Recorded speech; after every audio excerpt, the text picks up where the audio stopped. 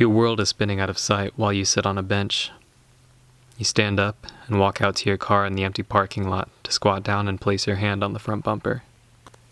You're grounded. It's all gonna be okay.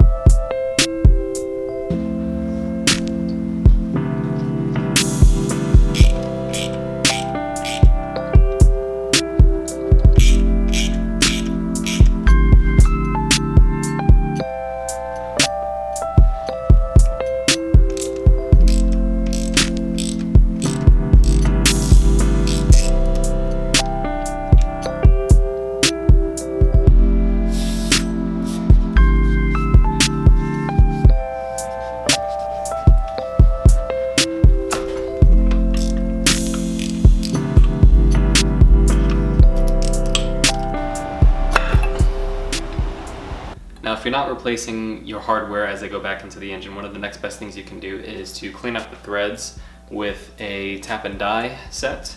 I'm using this to clean up the threads that go to the coolant water neck that goes back into the radiator, because that's all kind of sealed up with some sealant.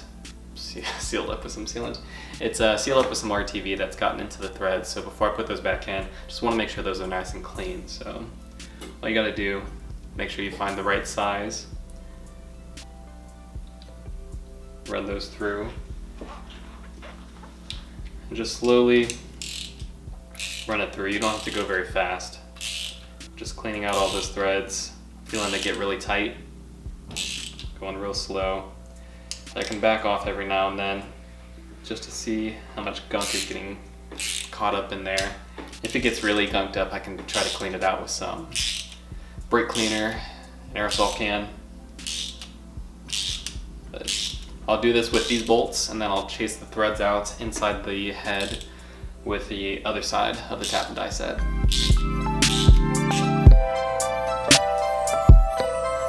Here we go, spigot and span.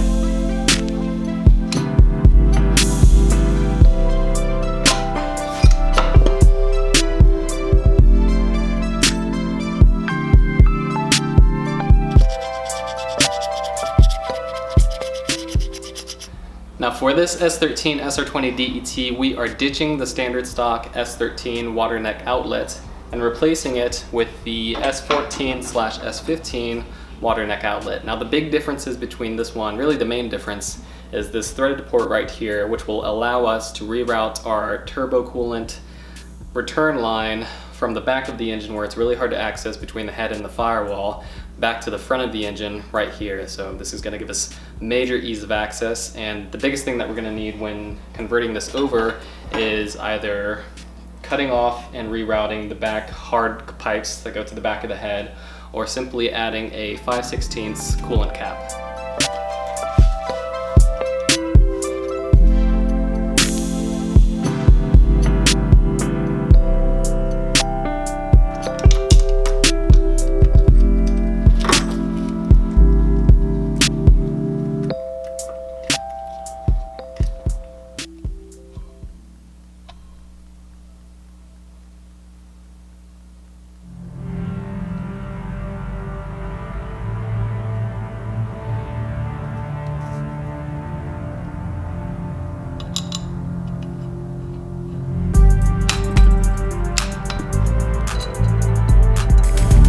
The double nut method is a great way to remove or install a stud.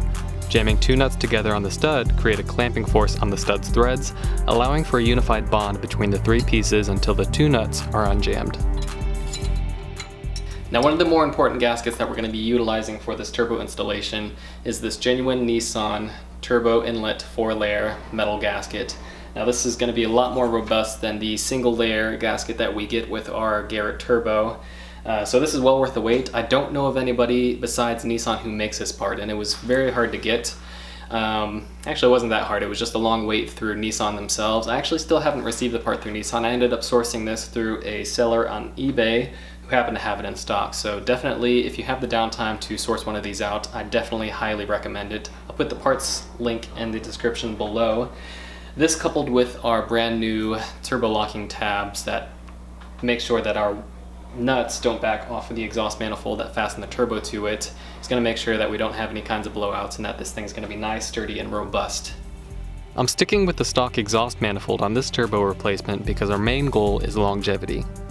While the reliability of an aftermarket exhaust manifold can crucially depend on the extent of your investment, most of them are tubular stainless pieces that can be prone to cracking from the weight of the turbo and the exhaust system, countless heat cycles, and time. Though peak power and subjective sound may suffer, the stout cast log manifold stands the test of 30 years of abuse, making it key to retain. I've had this manifold ceramic coated by a local shop in an attempt to retain heat within the system. This should lower ambient engine bay temps and theoretically increase the thermal efficiency of the turbo due to increased temperatures creating tighter tolerances between the turbine blades and the housings.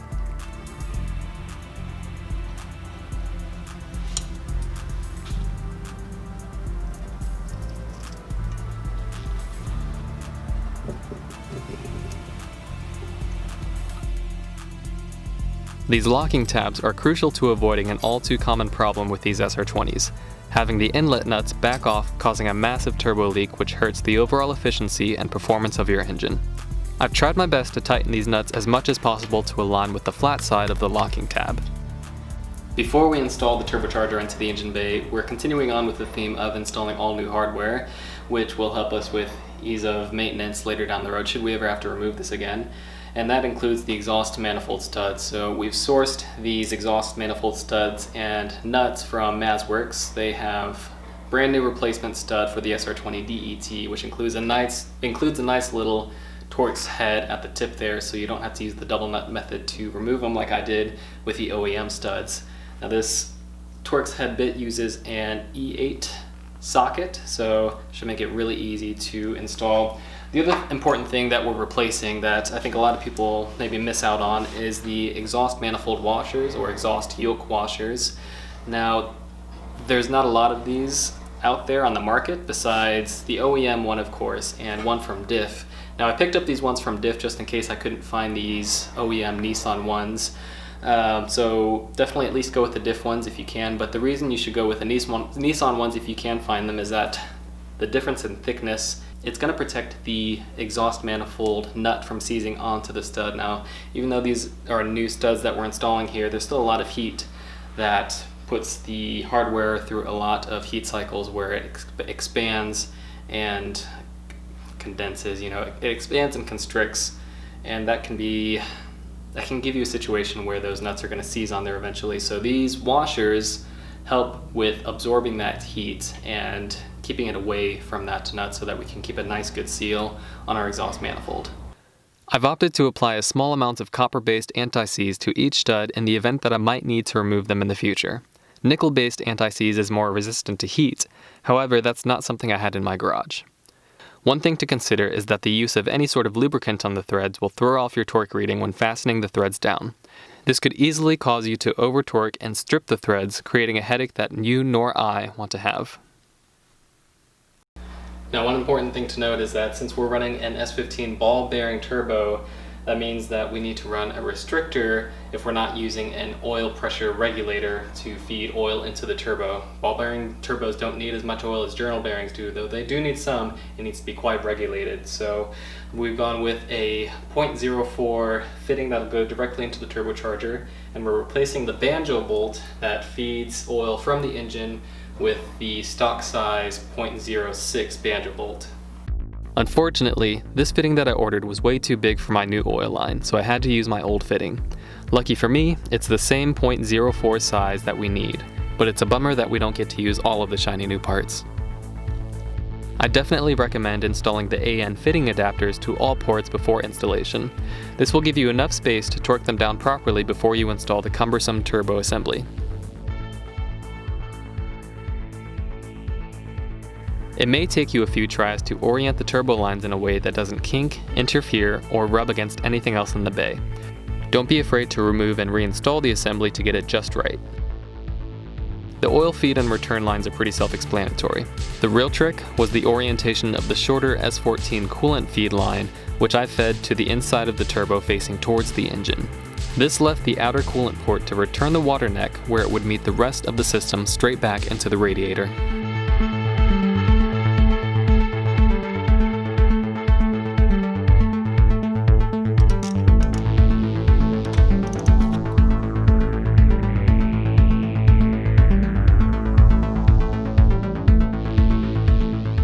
There are a few plans that I'll eventually dive into with the pressurized crankcase ventilation system, but for now, we're sticking with the stock air oil separator with an added catch can from GK Tech. With this setup, I've never once had a problem with any blow-by. As much as I want to move to a vent-to-atmosphere blow-off valve setup, it's not going to help with my emissions test within the end of the month, so that awful mess of silicone and clamps stays on my epoxy intake.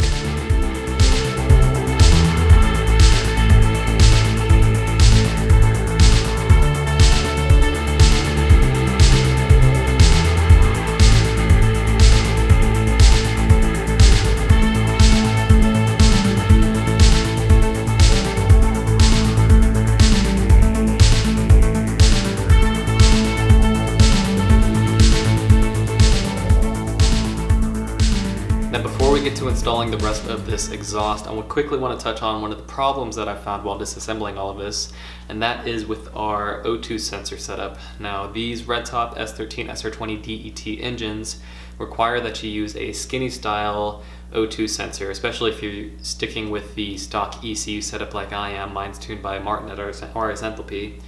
You can't go with a fat O2 sensor because they're built differently and the sensors just send a slightly different signal than what's found in the skinny O2 sensors.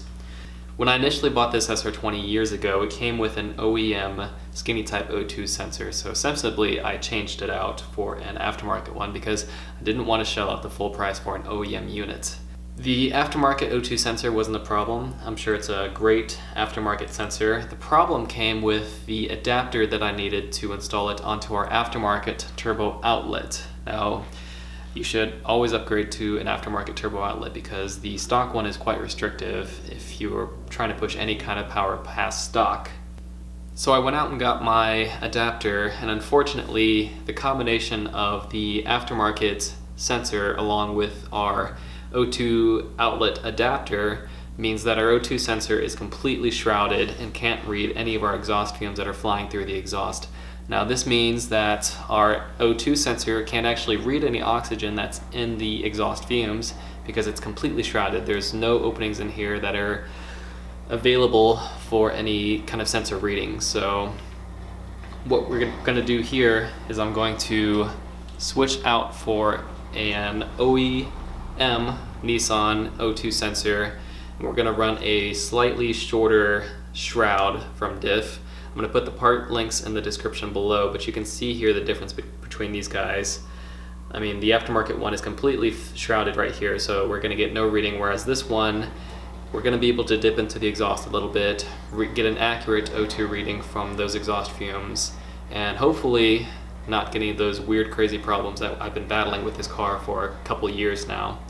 Now, like I said, this aftermarket adapter here was probably made for this OEM O2 sensor because if I swap the parts over, the sensor is still mostly shrouded, but because of the design of the OEM sensor and its curvature, it can still read some oxygen that's flowing through the exhaust. So this adapter unfortunately just wasn't made for this ISR aftermarket O2 sensor.